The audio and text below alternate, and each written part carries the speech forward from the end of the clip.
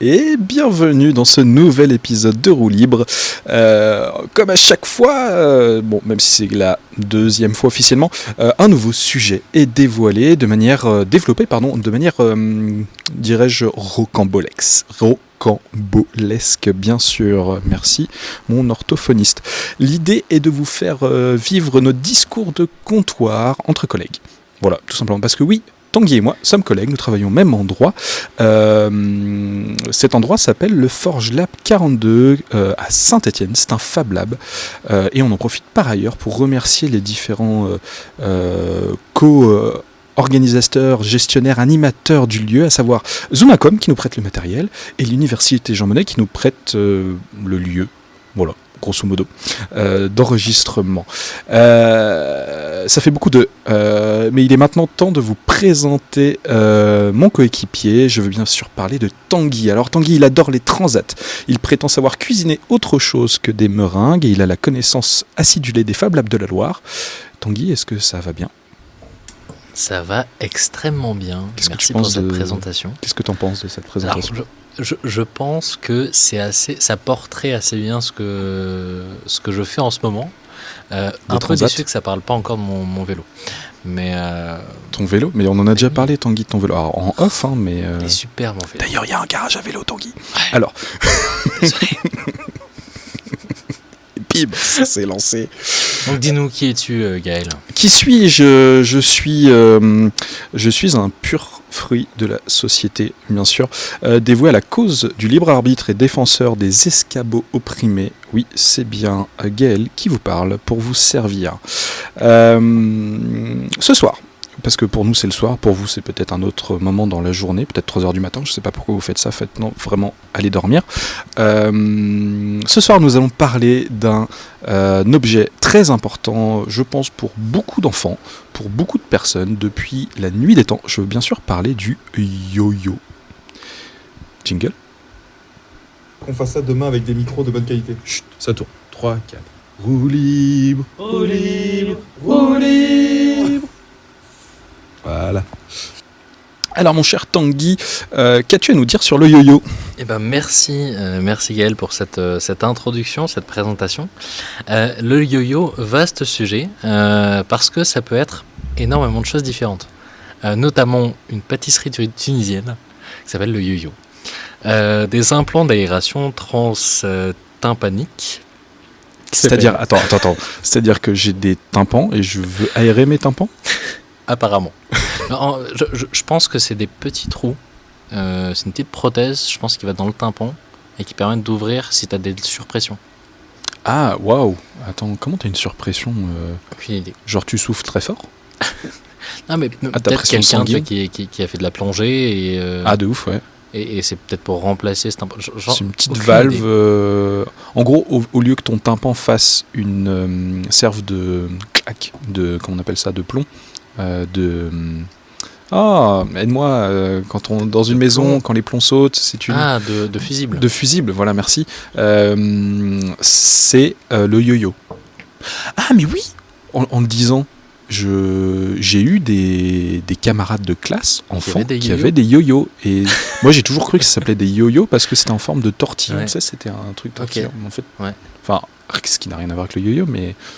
Eh ben, tous les médecins ou orthoprothésistes, ça n'a rien à voir, qui ont l'information, n'hésitez pas à le commenter dans la section commentaires de notre super podcast. Oui, chaîne YouTube. Vous êtes d'ailleurs, je tiens à préciser que vous êtes déjà 51 il y a 2 semaines, parce que j'ai regardé il y a 2 semaines. Après, je pense pas que ça ait beaucoup changé, mais en tout cas, 51, merci à toutes ces personnes. On vous aime. Enfin, non, c'est peut-être un peu lourd le mot j'aime, mais en tout cas, on est très content que vous soyez là. On vous envoie plein d'énergie et de bonnes énergies. Renouvelables. Et un yo-yo, ça peut être aussi un poisson. C'est la loche yo-yo, c'est une loche pakistanaise. Voilà. Mais le sujet qui nous intéresse ici, mais revenons à nos moutons, le yo-yo, c'est avant tout un jouet qui a bercé nos générations, mais aussi la civilisation. C'est considéré comme le 2e plus vieux jouet au monde, après la toupie. Ou la poupée, ça dépend des sources. Oui. Voilà. Mais oui. Et donc, ça me paraît à la fois incroyable et à la fois pas tant, parce que vraiment une toupie c'est un bout de bois qui tourne, une toupie c'est un bout de bois qui tourne avec une ficelle. Un yo-yo. Mais oui, Oui. en fait on comprend l'évolution du truc, c'est-à-dire qu'on a fait tourner un truc sur un plateau, et après on s'est dit tiens, et si on le lançait en l'air mais en même temps on le tenait, donc ils ont mis une ficelle, ils ont dû l'enrouler, lancer, voir ce que ça donnait, et grâce au principe d'inertie, parce que c'est comme ça que ça marche un yo-yo, ils se sont rendus compte que ça faisait des mouvements de yo-yo. Tout à fait. Je reviens sur un petit truc que tu as dit juste avant, que le yo-yo, c'est... Oui, ça part en cacahuète déjà. Que le yo-yo, c'est aussi un poisson qui s'appelle la loche. Je suis très perturbé parce que un de mes... D'ailleurs, j'en profite pour lui faire un grand merci, mais un de mes meilleurs enseignants en SVT s'appelait Monsieur Loche, qui d'ailleurs travaille au niveau des tiers-lieux, faut qu'on s'appelle tout ça. Enfin bref, s'il nous entend, il sait que je pense à lui. Et du coup, je suis assez perturbé parce que du coup, je viens d'apprendre que mon prof de SVT de collège est à la fois un poisson et un yo-yo. Enfin, Oui, alors, un poisson et un jouet. pakistanais. Oui, alors, est-ce qu'il est pakistanais? Monsieur Loche, vous êtes pakistanais? Peut-être, je ne sais pas. Mais oui, non, absolument, c'est un poisson. Alors, c'est son petit nom, hein, globalement. Je pense que c'est dû à potentiellement un dialecte local qu'elle l'appelle comme ça. Je sais que le terme premier du yo-yo, donc le yo-yo, comme on disait, c'est assez vieux. Ça vient d'Indonésie, globalement, et ça s'appelait le bandalore à cette époque-là. Et du coup, ça a été ramené notamment par les colons anglais. En France, ça a apporté un autre nom, celui de... J'ai perdu mes notes, c'est super. C'est aussi le nom d'un club parisien, j'en profite pendant que tu fais tes recherches, mais effectivement, au palais de Tokyo. Au plein cœur du palais de Tokyo, il y a un club de musique, pas du tout libéraliste. Libertin. Bref, c'était la blague, mais qui n'a pas marché. Seulement, j'ai aucune idée s'il est encore ouvert parce que la dernière actu sur le site date de 2018. Bon, voilà. Voilà. Ok. As-tu trouvé ton information? Oui, tout à fait. En France, c'est arrivé, ça s'appelait l'émigrette. Parce que ça venait, c'est émigré depuis l'Angleterre. Il y a beaucoup de choses qui devaient s'appeler l'émigrette parce que. Oui, alors du coup. Le presse-agrumes, pour ceux qu'on la ref, c'est-à-dire 3 personnes. 3 personnes, absolument. Et c'est dans les années 60, dans les années 30, pardon, qu'un entrepreneur américain dépose le nom yo-yo. Et c'est comme ça que c'est devenu le yo-yo tel qu'on le connaît, avec ce nom-là. Assez propre. Dans les années 80-90, ça a été repris par les Japonais. Enfin, il y a eu toute une évolution ensuite du yo-yo à partir des années 30. Depuis les années 90, il a envahi les cours d'école jusqu'à voir naître des experts en la matière et même une fédération internationale, la WYYA, la World Yo-Yo Association. Voilà, qu'est-ce que tu en penses de ça, mon cher Gaël? J'en pense que c'est très beau. Non, vraiment, en fait, ce que ces gens sont capables de faire avec une bobine de fil, c'est assez fou. Ils font des espèces de formes géométriques avec leurs mains. Le yo-yo, il monte, il descend. C'est assez balèze. J'avoue que j'aimerais bien apprendre un petit peu. Ça me fait le même effet que le Diabolo. Oui. Alors, est-ce que tu as déjà vu la courbe d'évolution du fun et du cool que c'est de savoir faire du Diabolo? Oui, bien sûr, je fais ça à peu près tous les week-ends. Non, pas du tout, je n'ai aucune idée. J'ai envie de dire qu'il y a un pic, effectivement, comme tu l'as dit, dans les années 90-2000, mais... Alors c'était beaucoup moins profond que ça, c'est vraiment à quel âge c'est cool de faire du Diabolo. Du coup, tu as un pic... Diabolo, yo-yo? Les deux. Aucun respect pour les professionnels dans les deux disciplines différentes. Désolé pour ça, les diabolistes. Non mais quoi? C'est pas diaboliste. Pardon, je connais pas le nom de votre profession. Qu'est-ce que je disais? Oui, il y a une courbe d'évolution. Globalement, jusqu'à 20 ans, c'est cool de faire du Diabolo, du yo-yo. Mais à quelle époque? Après, t'as une perte. Non mais là maintenant tout de suite t'as des gamins de 15 ans qui jouent au yo-yo dans le... Ah ouais? Non, mais en France peut-être pas, mais dans d'autres pays. Tu sais, personnellement j'ai vécu une rupture tragique. J'appelle ça la rupture du chat. Très bien. à mes 11 ans, à l'arrivée du collège. C'est-à-dire que tu as 10 ans, tu es en CM2, tu joues à chat tous les jours. Ah, ok, le jeu. 3 mois plus tard, Ouais. tu retrouves tes potes, Ouais. tu es au collège. Ouais. Non, tu joues plus à chat. C'est la rupture du chat. Très bien. Oui. Alors moi j'ai eu la rupture du rugby du coup, mais Tu joues au rugby en primaire. ouais, en primaire. En fait, c'est pour ça. il vient de désigner mon visage pour l'explicatif. Non, globalement, moi, j'ai grandi dans un petit village paumé. Du coup, on avait 2 sports à l'année, c'est-à-dire l'acrosport dans le gymnase communal et le rugby. Ok. Du coup, on jouait au rugby à peu près 8 mois par an et 2 mois à l'acrosport. D'accord. Mais en fait, le rugby, c'est un peu comme un chat, mais un peu évolué. En fait. Oui, plus violent. C'est juste que tout le monde est chat et il n'y a qu'une souris. Non. Ah bah si. Chat, il y a plein de gens qui veulent pas se faire attraper. Là, c'est plutôt l'inverse. Il y a plein de gens qui veulent t'attraper. Non, t'as une team de souris et t'as une team de chats qui changent.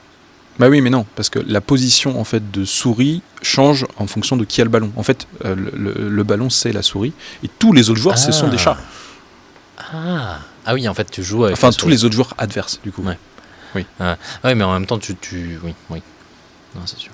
Enfin, si, t'as des souris pour te défendre. T'as des souris de combat. Bref. Tout ça fait une transition affreuse vers notre nouvelle section, la section débat. Est-ce que tu as un débat à nous proposer, mon cher Gaël ? Bien sûr. Veux-tu choisir le débat, comment dire, soft ou le débat pas soft ? La réponse D. La réponse D. Bien, nous allons du coup continuer sur pour ou contre la yo-yo tectonique. Oh, j'aime bien. Le sujet est le suivant. C'est incroyable. J'ai remarqué que les mouvements de cette danse qui a duré à peu près 2 ans entre 2007 et 2009 pourraient bien se marier avec la technique du yo-yo. Est-ce qu'il n'y aurait pas un nouvel art à faire ressortir, qui va faire à la fois ressortir le yo-yo et la tectonique de leur temps. Donc le débat c'est est-ce que ce serait souhaitable que ça de mélanger les deux. Est-ce que c'est acceptable ou pas aux yeux de la société ? Est-ce que ça prendrait, si maintenant on décide de créer la fédération française de la yo-yo tectonique, la FFYYT, donc la FIT. Est-ce que la FIT a ses chances dans notre société actuelle ? Par contre, il n'y a que un seul président, c'est Laurent Lafitte. Ah oui, bien sûr. Tous les présidents de l'association s'appelleront Laurent, quel que soit leur prénom. Laurent de la FIT. Oh, waouh. Ouais. Alors ça marche. Et on inviterait plein de gens. On ferait plein de featuring. Ouais. Ça marche aussi en nom de famille, le nom de famille Laurent. Histoire de faire un peu de parité quand même, de temps en temps. Du coup, ils s'appelleraient tous Laurent ? Non, mais... tu sais, Laurent, ça peut être un nom de famille. Oui, et du coup soit c'est un prénom, dans ce cas-là, ça fait Laurent de Lafitte. Oui. Soit ça fait un nom de famille, et t'as quand même le Laurent de Lafitte. Mais parce que Laurent en prénom, c'est majoritairement des hommes, tu vois. Dites en commentaire si vous avez compris. Je suis sûr que les gens ont compris. Je suis clair de fou. Et je suis pas Claire Chazal. Et Claire Chazal, elle n'a pas subi la rupture du chat. Elle a joué à chat. Chazal. Bref. Donc oui, je pense. Donc que voilà le débat, intéressant. bien sûr. Je pense que ça peut être intéressant parce que ça touche globalement à la même tranche de population. Ceux qui font de la tectonique, ceux qui font du yo-yo. En tout cas, à l'époque de la grande époque du yo-yo et de la tectonique, ça tombait à peu près en même temps. Tu connais ouais, c'est ça, c'est la question que je donnais. T'as les infos sur quand c'était cool le yo-yo, pas en termes d'âge, mais en termes 2005-2010. D'accord. Ok. Le gros événement, c'était à partir de. Enfin, ça a commencé dans les années 80-90. Et je pense que l'apogée, c'était peut-être 2000, 2005, 2010. Et après, il y a eu une descente aux enfers avec le développement. L'arrivée du hand spinner, bien sûr. Mais oui. Hand spinner, c'est 2014-2015. J'ai imprimé. Le premier truc que j'ai imprimé, c'était un Yoda en 3D. Deuxième truc, c'était un hand spinner. Donc. Ok. En 2015. 2015. C'était il y a 10 ans. Boum, dans la gueule. Allez. Donc, alors moi, j'ai plutôt une position assez simple. C'est que ça n'arrivera pas. Parce que je pense que la tectonique a été trop présente. En fait, faudrait pas qu'il y ait le nom de tectonique pour que ça marche. Il faudrait faudrait trouver un autre nom et qu'on dise quand on nous dit mais ça ressemble vachement à la tectonique, on dit non, c'est totalement autre chose. Faut pas du tout, je pense, corréler ça à la tectonique parce qu'il y a eu beaucoup de haine à travers ce genre, notamment, il me semble, de la part des des gens qui aiment le métal, enfin des métalleux. Alors, mais les métalleux sont mis à dos les tectoniciens. Alors, franchement, non, je pense pas. Mais je vous conseille d'aller voir la vidéo de Seb Lafrite sur le sujet, sur la tectonique, qui résume très bien. Wow. Ouais, il a fait 15 minutes sur l'histoire de la tectonique, et c'est assez fou. Donc, qui vient du disco et tout, il me semble. Mais il y a eu, tout comme le disco, il y a eu beaucoup de haine contre le disco, il y a eu aussi beaucoup de haine contre la tectonique. Mais je pense que la tectonique, c'était une passe. Ça donnait naissance à plein d'autres trucs après. Notamment, tu vois, à toutes les danses globalement électro-techno. Beaucoup avec une influence notamment sur les scènes EDM, tu vois. Mais je pense que ça peut naître que si il y a une trend genre TikTok qui tombe dessus et qui vient mêler ces deux mondes-là. Parce que en fait c'est ça la contrainte, c'est qu'en fait s'il y a personne qui remet ça sur le devant de la scène, il y a personne qui va vouloir adopter le truc, quoi. Ah oui, tu penses que les réseaux en fait, oui, ok. En fait, ça fonctionnerait sur la génération qui n'a pas connu de la tectonique. Oui, mais de fou, mais parce qu'il y a énormément de gens qui connaissent pas, quoi. T'es né en 2000, à partir de 2005, je pense que tu connais pas. Ah ouais, c'est vrai, c'est pas con.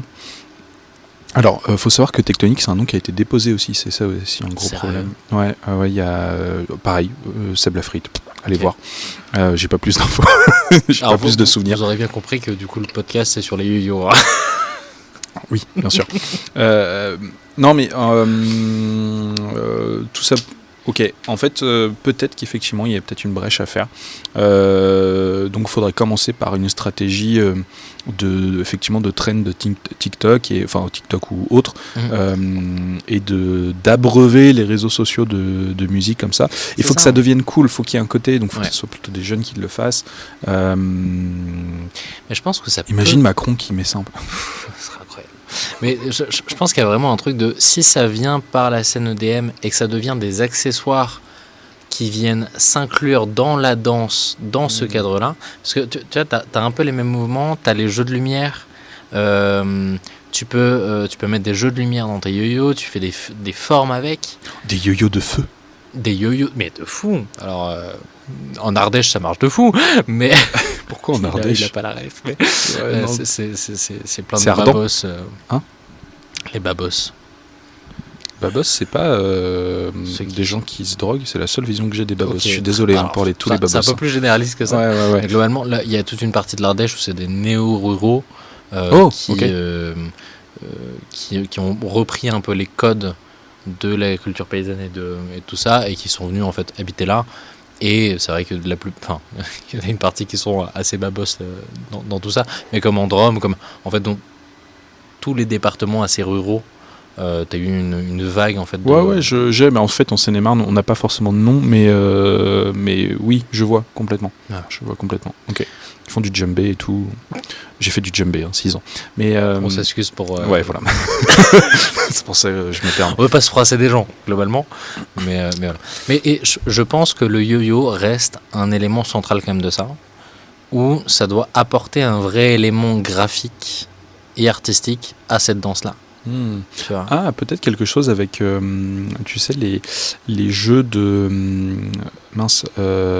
lumière avec des expositions prolongées sur la photo. Le light painting. Light painting, c'est ça. Alors peut-être que ça va trop vite aussi, parce qu'il faut quand même être assez rapide. Ça va, parce qu'avec un laser, tu peux arriver à tracer.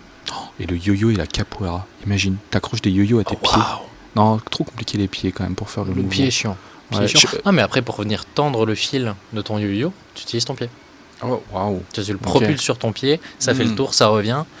Tu fais des figures avec et ça devient une arme d'attaque. Alors, on part pas tout de suite dans l'innovation. Hein. Pardon. Parce qu'il faut pas oublier qu'on va passer notre PIB à 3,5% d'armement. Il va falloir qu'on parle sérieusement. Effectivement, voilà. Faut qu'on parle des vrais sujets. Le réarmement de la France grâce au yo-yo. Réarmement démographique aussi, hein. Aussi. On peut faire des choses rigolotes Aussi. au lit. Donc on va soumettre cette proposition au World Yo-Yo Association. Exactement. Et du coup, si on résume bien, si on veut que la FIT fonctionne, FIT pour Fédération Française passer des yo-yo et de la technologie. par des enfants de babos, fans du coup de danse et qui sont Et de TikTok. et de TikTok en gros, pour pouvoir Ou toute lancer le truc. toute autre plateforme de diffusion virale de vidéos courtes. Ouais, bah en fait, il n'y en a pas 36 000, hein, mais T'as YouTube Short, t'as TikTok, t'as oui, Instagram. bon, bah voilà, faut ventiler. Faut ventiler mobilisons, sur, c'est faux. Mastodon, s'il vous plaît. Venez tous sur Mastodon. C'est incroyable. Non, en vrai, bah, tu vois, Mastodon, j'y m'y suis mis récemment, et c'est super, mais j'avoue qu'il y a des fonctionnalités cool sur les autres réseaux sociaux qu'il n'y a pas, comme notamment le côté shorts, le côté story aussi, enfin bref, mais bon, j'imagine qu'en termes d'investissement, ça doit être l'horreur. C'est le support. Alors, Mastodon est une plateforme, c'est un réseau social Oui, pardon. communautaire, et l'idée c'est qu'ils viennent en alternative aux GAFAM. Globalement, hein, je ne m'attarde pas sur la question. Mais je pense que ce qui fait qu'il n'y a pas de la vidéo, c'est le support technique, c'est d'héberger en fait toute cette vidéo-là, qui serait beaucoup trop complexe et beaucoup trop lourde en fait. Oui, c'est ça, on n'imagine pas le volume de données qu'il faut être en capacité de stocker pour pouvoir faire ce genre de choses. Impressionnant. Ça va être assez horrible. Donc c'est complètement compréhensible. Mais bref. Voilà. Eh bien, est-ce qu'on passerait pas justement à la partie innovation ? Qu'est-ce qu'on avait ? C'était quoi le planning ? Actualité. Actualité, bien sûr. Évidemment. Et comme ça, on finit par un remue de cerveau, d'innovation, de tout ça. Bien sûr. Alors moi, j'ai un petit article, si tu veux, de la Gazette du Val d'Oise. Oui, attention. Alors, article un peu vieux. Donc la partie actualité, c'est plus une actualité de l'objet en tant que tel. Là, c'est les amateurs de toupies, Yo-Yo et Diabolo. On en revient. Ont leur festival dans le Val d'Oise. C'était le 13e festival du 7 au 11 février 2023 à Marines, dans le Val d'Oise. En présence de 8 nations et d'experts de ces jeux anciens. Impressionnant. Ah, attends, rappelle-moi le nom de ce festival ? Le festival, c'est le festival Toupie du Monde. C'est génial comme nom. En vrai, premier degré, j'aurais envie d'aller là-bas. Essaie de deviner le nombre de visiteurs. Oh, si tu me dis ça, c'est que ça doit être beaucoup. En vrai, si c'est mondial, franchement, j'ai envie de dire un 10 000. 3 000. Mais c'est déjà énorme. 3 000, c'est pas mal. Personnes sur 8 nations différentes. Sur 8 nations, ouais, j'avoue. Donc c'est les amateurs de toupies, Yo-Yo et Diabolo sont retrouvés pour leur rendez-vous annuel avec des experts, des jeux anciens. L'idée c'était de pouvoir partager, expliquer aussi comment est-ce que ça marche et rassembler des experts de ce sujet-là autour d'un festival comme ça.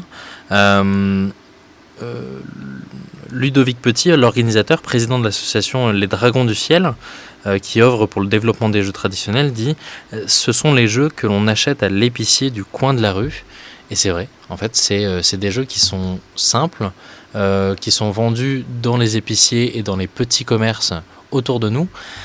Aujourd'hui, on n'a plus trop de jeux qu'on peut acheter comme ça. Si, le tiercé. Oui. Alors, je pensais plus à des jeux légaux pour des enfants, mais...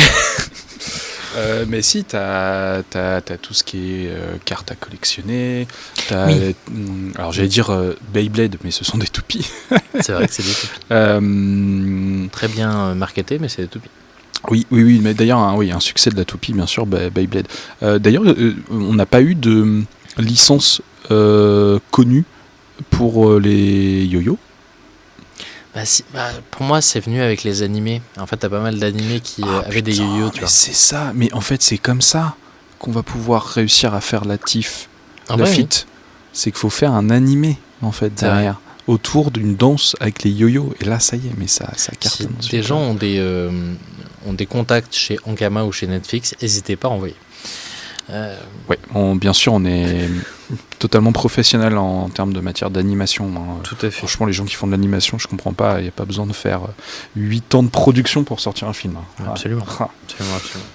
Donc voilà, mais du coup, le festival Second Les degré. Toupies du Monde, Yo-Yo et Diabolo, la prochaine édition, c'est le 7. Du coup, c'est l'édition 2024. N'hésitez pas à regarder si ça vous intéresse. Ah, moi, je suis un peu surpris parce que quand je tape Toupie du Monde Festival sur Google, il semble qu'il n'y ait pas de correspondance. Ah non, parce que je suis sur dans produit, en fait. Rien à voir. Je suis juste mauvais. Je sais pas utiliser mon téléphone.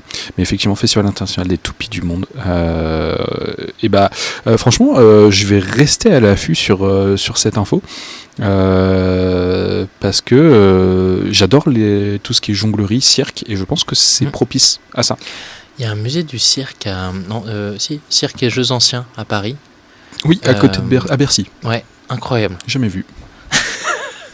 Moi, du coup, j'ai eu l'occasion d'y aller pendant que c'était privatisé. Ok. Et c'était incroyable. On pouvait jouer à tous les jeux. Oh, C'était excellent. trop bien. Ah, j'avoue. Ah oui, c'est interactif. Excellent. Ouais.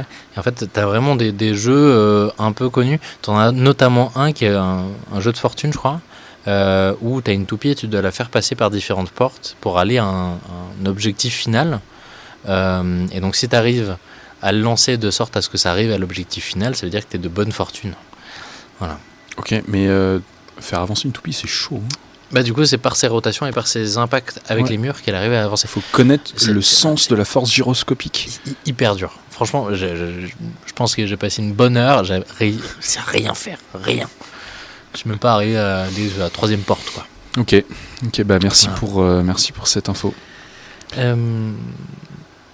Donc voilà, mais si ça vous intéresse en tout cas cette pratique, ou même par curiosité, n'hésitez pas à aller regarder ce festival. Et bah, si quelqu'un qui organise le festival nous écoute, ça serait intéressant d'aller faire un roue libre là-bas pendant le festival.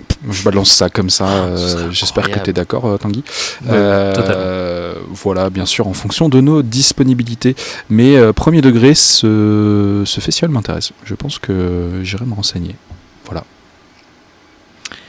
Alors, autre petite actualité, des jouets anciens intriguent les archéologues. Un article de Amanda Ruggeri de septembre 2022, donc assez vieux aujourd'hui. En fait, ils se sont rendus compte qu'ils ont découvert pas mal de jeux, notamment dans une colonie assyrienne, habitée il y a environ 3800 à 2200 ans. Donc, quand même un petit bail. Et en fait, ils ont découvert pas mal de jeux anciens qui ont donné naissance aux jeux modernes. Le Monopoly, bien sûr. Absolument le Monopoly. Et notamment, un petit jouet avec deux coupelles de terre cuite et un fil qui venait s'entourer autour. Alors, on peut que supposer de l'usage de cet outil-là et de cet objet-là. Ça ressemble quand même vachement à un yo-yo. Je pense qu'il y avait déjà un peu cette idée de pouvoir tendre cette corde et en faire quelque chose autour.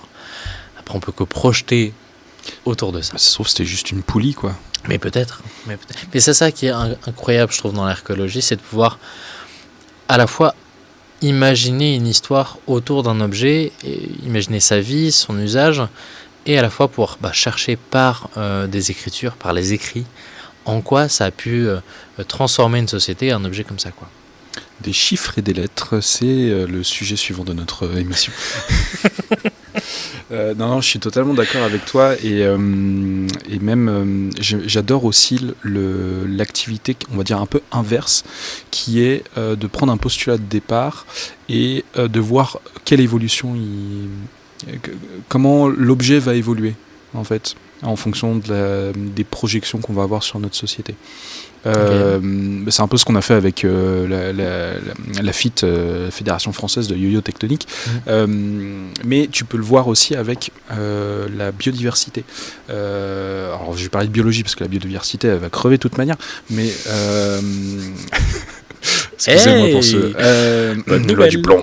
Bref. Mais ce que je veux dire, c'est en imaginant comment va se développer, par exemple, les chauves-souris, on peut imaginer en fait, que ça va peut-être devenir un animal terrestre, un petit peu plus gros, un peu comme un gorille.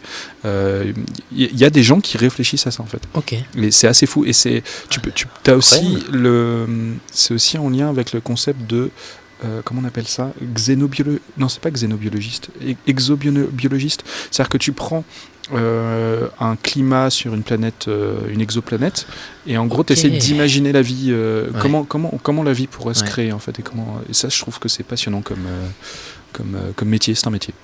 Ok, un métier très très niche, mais... je pense très niche pour faire des petites... c'est-à-dire que quand la NASA arrive et dit « Ok, sur les 50 millions d'exoplanètes laquelle on va regarder, ils vont peut-être prendre celle où c'est le plus probable qu'il y ait de la vie. Ouais. » Et ça, il y a des gens qui bossent là-dessus. Incroyable. Voilà. Astrologie, c'est aussi Nomi, astronomie, bien sûr, c'est aussi le mot, le fin mot de ce podcast. Enfin, ça fait une des parties où je bug, c'est horrible. Je te propose de passer, si t'as pas d'autres actualités, de passer.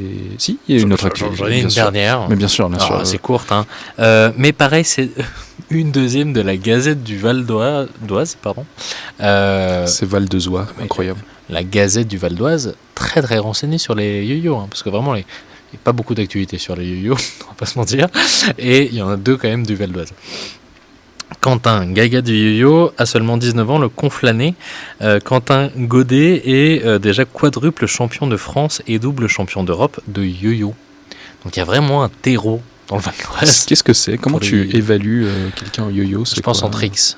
Tu fais des tricks, des formes particulières, de la maîtrise autour de ça. Ok. Son prochain objectif, assez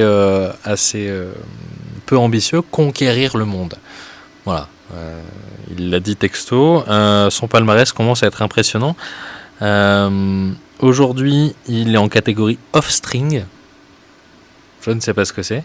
Ok. Le yo-yo attaché à la main du joueur n'est pas rattaché à la ficelle. Attends, quoi ? Tout le monde s'est dit quoi ? Attends, c'est le yo-yo attaché à la main du joueur n'est pas rattaché à la ficelle. Attends, le yo-yo attaché à la main du joueur n'est pas rattaché. Donc il a dans sa main une double coupelle et dans l'autre main une ficelle, mais c'est pas rattaché ensemble. Je pense que potentiellement c'est toutes les figures où tu as le fil qui est entre tes deux mains et du coup tu as le yo-yo qui évolue autour d'une main. Ok. Tu vois. À chercher. On n'aura pas plus d'informations.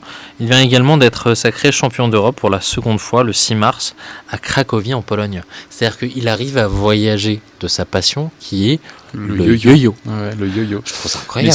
Franchement, ça m'étonne pas. Depuis que j'ai appris qu'il y avait des concours de paix ou même de Raw, enfin tu vois. Il y a des concours d'Excel. Oui, c'est incroyable. Mais oui, c'est fou, on leur dit il faut faire ça le plus vite possible. Les mecs, ils établissent des stratégies. Non, je vais faire des formules sommes. Ah non, moi plutôt des recherches. Mais t'as un mec. Enfin non.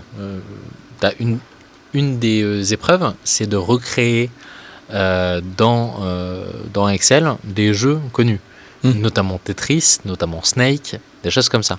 C'est-à-dire qu'ils font juste de la macro Excel pour faire tout ça. Je trouve ça incroyable. T'imagines, tu mets en contrainte, tu peux juste utiliser, mais tu sais, la macro qui enregistre tes mouvements de souris. Et tu dois faire le Tetris comme ça. Avec tous les cas de figure. Bien sûr. Information qui n'a rien à voir. Cette année, le département qui a fait le plus de recherches, le plus de fois la recherche yo-yo sur Google, c'est l'Île-de-France. Alors, parce qu'il y a une concentration de population en Île-de-France qui peut effectivement orienter aussi. Et c'est pour ça que du coup je vais te donner le deuxième, c'est le Provence Alpes-Côte d'Azur, la Corse et enfin la Haute-Normandie qui sont à 10 points près. Attention, les mêmes. Voilà. Ça cherche. Donc si on veut créer une nouvelle mouvance autour du yo-yo, c'est dans ces départements qu'il faut aller. Voilà. Je pense aussi. Eh bien je te propose qu'on passe à la section suivante, la section innovation. Innovation. Merci Gaël pour ce jingle improvisé. Oui. Est-ce que tu as une idée de comment est-ce qu'on peut révolutionner ou en tout cas améliorer, repenser le yo-yo? Alors, je vais pas repenser... Enfin, ma première idée n'est pas de repenser le yo-yo, mais plutôt d'utiliser le principe du yo-yo à d'autres endroits. Et notamment dans le domaine du transport et de la logistique. Mais encore. Vois-tu? J'ai du mal. Tu lances le yo-yo, Oui, il se déroule. oui. Le fait d'avoir emmagasiné de l'énergie potentielle et de descendre, ça va emmagasiner de l'énergie cinétique, il va tourner plus vite, quoi. Oui. Et en tournant plus vite, arrivé au bout de sa ficelle, son élan va lui permettre de rembobiner, de remonter. C'est le principe du yo-yo. Oui. Eh bien, je trouve que c'est tout à fait adapté pour pouvoir déposer et faire déposer et faire du soulèvement de charges légères. Ah. Imagine en 2035. L'ensemble d'Amazon est desservi grâce à des drones. Non, Amazon est mort et on livre autrement. Amazon est mort et nous livrons autrement. Une autre entreprise, un nouveau GAFAM. Non, pas du tout. Une entreprise totalement éthique et totalement locale s'est mise à développer la livraison de colis par drone. La Poste. La Poste, imaginons. Oh, ça serait fou. Et pour gagner du temps, parce que le fait d'atterrir et décoller prend beaucoup de temps, Oui. eh ben, on pourrait en fait larguer les colis avec une nacelle qui reprend le principe du yo-yo. C'est-à-dire que on descend, on lâche le colis, ça va très vite, hein. On lâche le colis, moins de poids en plus, c'est pas mal. Donc du coup, on a donné plus d'énergie que l'énergie nécessaire pour remonter, et on remonte direct. Mais moi, ce que je trouve intéressant avec ça, c'est que tu vois, dans le yo-yo, tu as un amorti naturel qui se fait par l'effet centrifuge. C'est-à-dire que quand tu vas le balancer, à la fin, ça fait pas clac. C'est-à-dire qu'il freine tout seul parce qu'il tourne, tu vois. Il essaie de remonter un tout petit peu. Tu vois ce que je veux dire? Alors ouais, c'est alors je suis pas si... Enfin, ça serait plutôt la force gyroscopique, je crois, parce que je crois que la force centrifuge n'existe pas. L'effet centrifuge existe, la force centrifuge n'existe pas. Ouais, je sais plus trop. Bref, mais en tout cas de pouvoir balancer et d'avoir cet amorti naturel où à la descente, à la fin de la descente, ça vient lâcher, mais tout délicatement dessus. Alors, tout délicatement. Après, je pense que si tu, par exemple, tu as un colis d'1 kilo, plus ta nacelle qui doit faire 500 grammes, plus le yo-yo qui doit avoir un peu d'inertie aussi, donc 500 grammes, donc 2 kilos, le fait de balancer 2 kilos à 10 mètres de haut et qui reviennent, ça veut dire qu'à un moment donné, tu as ton câble qui va faire... mais je pense que ça peut marcher, hein, mais je pense qu'il faut un câble un peu solide, quoi. Même si tu as un petit peu d'amorti avec la force gyroscopique... Est-ce que tu as déjà vu les câbles enfin les fils en fil d'araignée? Je pensais à ça en parlant, justement. Tu vois, de se dire, alors je sais pas comment est-ce qu'ils font, mais ils traitent des araignées, mais comme les vers à soie. Tu vois, ils viennent recréer du fil comme ça, hyper résistant, parce que c'est une matière incroyable pour ça, et hyper légère. Parce qu'en fait, tu arrives à quelque chose qui est très fin, et en fait qui est tissé à partir de ce fil naturel, ce fil... Il y a peut-être quelque chose à faire. Après, je me pose toujours de la question de l'éthique des araignées, mais bon, c'est comme boire du lait. Mais oui, oui, c'est comme manger des rayons, enfin c'est comme plein de choses. Oui, non, mais c'est vrai. Puis bon, globalement, tu portes des matières qui sont soit issues d'animaux morts, soit issues d'animaux qui ont donné des trucs pour faire des vêtements. Et oui, la Terre, ce sont des animaux morts, effectivement. Bah le pétrole, oui. Oui, bien sûr. Non, mais il y aura plus de pétrole de toute manière d'ici. Mais c'est ça. Mais en tout cas, ouais, je pense que ça peut être intéressant de se voir comment est-ce que tu peux amortir naturellement, tu vois, par... Ça serait à mesurer. Je suis pas sûr que ça soit... Enfin, en tout cas, ça doit être proportionnel au poids et la répartition de masse que tu as autour de l'axe de rotation, et donc du coup de l'inertie. Mais je suis pas sûr que ça soit si... En fait, déjà, il faut être sûr de la direction de l'effort. Est-ce que l'effort va bien vers le haut et pas vers le bas? S'il y a des ingénieurs dans les commentaires, n'hésitez pas à nous dire. Ouais, bien sûr, si vous êtes spécialisé en calcul de mécanique. Il y a documenté. Mais en tout cas, nous sommes le 9 juillet 2025, 18h31. Je viens du coup de donner ce tips pour tous les concepteurs de harnais de lâchage de colis pour drone. Oui. Ainsi, si vous vous y mettez à y faire, je prends 5%. Voilà. Ah ouais, super, le Creative Commons. Oui, bah Creative Commons. Le mec dépose ses idées, quoi. Incroyable. Incroyable. Ok, on en discutera, on verra. Peut-être que ça sera que 6%, mais bref. Ce que je te propose, c'est de mettre une fin. Déjà ? Eh oui, mais on dépasse déjà J'ai les tellement 40 de sujets. minutes. Yo-yo et la peinture, le yo-yo connecté, Mais oui. le yo-yo et Diabolo, la poussette yo-yo. Mais c'est Qu'est-ce que ça je vais faire de tout ça, yo-yo et... C'est Non, ça qui est frustrant, c'est qu'à un moment donné, ça doit toucher à sa fin. Ça muscle le poignet, c'est un anti-stress. Une boule anti-stress. Bim, je l'ai eu. Tu veux le déposer, ça aussi Oh non. Mais tu sais, imagine une boule anti-stress avec une petite file, et du coup, quand on a marre, tu balances, mais... Sur quelqu'un. Oh. Non, mais c'est... Tu vois les boules que tu jettes contre le mur pour te... Oui. Genre dans les prisons et tout. Ouais. Ça fait des rebonds, et du coup, ça revient vers toi. Et bah, du coup, ça fait la même chose, mais en extérieur. Parce que du coup, t'as pas de mur sur lequel rebondir. C'est le rebond de balle. Tu fais... C'est ça, ouais. Ouais. Et c'est comme, tu sais, t'as des espèces de trucs où tu fais du squash, où tu fais du tennis, et t'as un élastique entre un pied et la balle. J'ai testé, c'est trop bien. Ouais. Enfin, ça a l'air trop bien visuellement, mais je crois que c'est trop dur. Je sais plus. Pays de l'Est, sûr. Est-ce que tu aurais des recommandations pour nos chers auditeurs ? Recommandations qui peuvent se baser sur des choses qu'on a vues dernièrement. Ça peut être des choses qui nous tiennent à cœur ou qu'on a vues un peu plus loin. Gaël, dis-nous. Dis-nous pas tout de suite. Moi, ma petite recommandation du jour, n'hésitez pas à aller voir le podcast Un bon moment de Ken Kojandi. C'est un super podcast qui fait avec qui débute Navo, en plus, donc il faut lui donner du soutien. C'est ça, il faut lui donner du soutien. Qui débute avec Navo, son co-auteur. Ils invitent régulièrement des personnalités pour discuter autour de sujets très posés. C'est un format qui est un peu différent, c'est un format assez long pour le coup. N'hésitez pas à regarder, c'est un très très bon podcast. Voilà. Eh bien, merci. Effectivement, j'en ai écouté quelques-uns. C'est pas mon préféré. Après, peut-être qu'un jour, je vais me mettre dedans. Mais j'aime beaucoup la vibe de Navo et Kian. Et je suis jamais déçu quand je les écoute à chaque fois. Moi, je vais vous parler recyclage. Je vais vous parler forte chaleur. Je vais vous parler bouteille d'eau. Je vais vous parler Pakistan aussi. Et on revient à la loge pakistanaise. Attendez, je vérifie mes dires pour le Pakistan, je sais plus, non, je sais plus où c'est, bref. Peut-être en parlant, je vais pouvoir retrouver l'information, mais je vais vous parler de l'éco-couleur. Un truc que j'ai découvert la semaine dernière, en fait, c'est un système de ventilation, de climatisation low-tech qui ne fonctionne sans aucune électricité et qui utilise simplement un principe de thermodynamique qui s'appelle le refroidissement adiabatique. Et oui, rien à voir avec le sucre.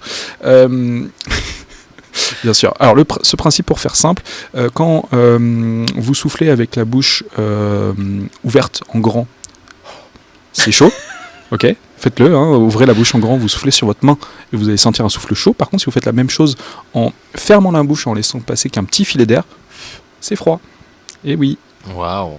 Incroyable. C'est le principe de fonctionnement de cette grande plaque trouée où en fait au bout de chaque trou on vient mettre des dessus de bouteilles. Donc vous prenez une bouteille d'eau plate et vous coupez la partie avec le supérieur là où il y a le bouchon et ça vous fait un entonnoir. Vous mettez la plus grosse partie de l'entonnoir vers l'extérieur, ce qui fait que l'air va rentrer et en fait l'air va venir être comprimé juste avant de sortir et en fait en sortant, le fait d'être décomprimé d'un coup, ça vient du coup refroidir l'air. Et du coup c'est tout simplement.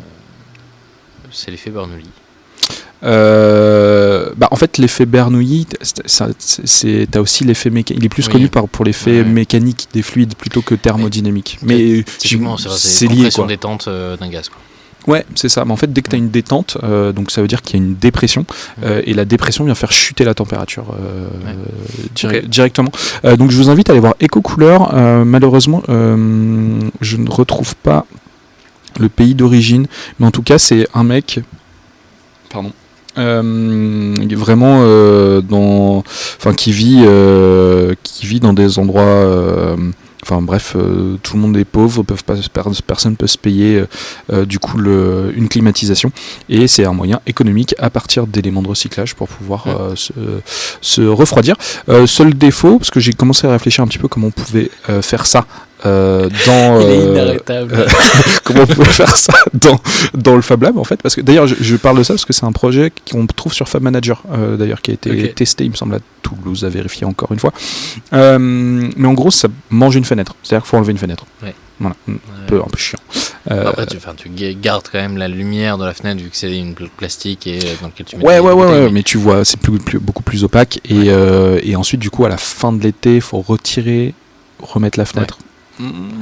Faut voir, mais à creuser, et je pense que ça pourrait être un joli projet justement de Fab Lab, voire même d'industrialisation, je pense que merci Gaël pour cette idée, merci à toutes et à tous pour votre attention et votre écoute.